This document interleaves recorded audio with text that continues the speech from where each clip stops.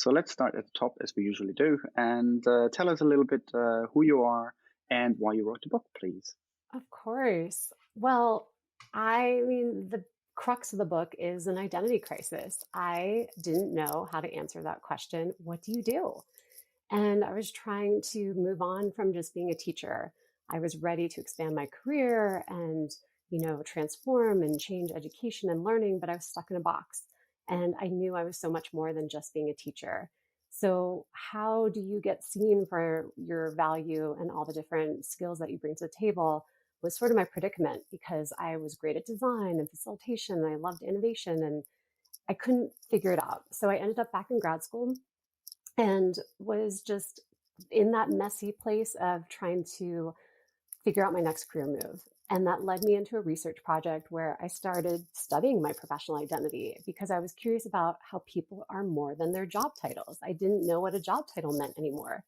If you are a professor or an entrepreneur or a salesperson or a leadership coach, what the heck does that mean? And I interviewed people thinking they had figured it out and they knew themselves. And what I found more and more was that a lot of people can't define who they are.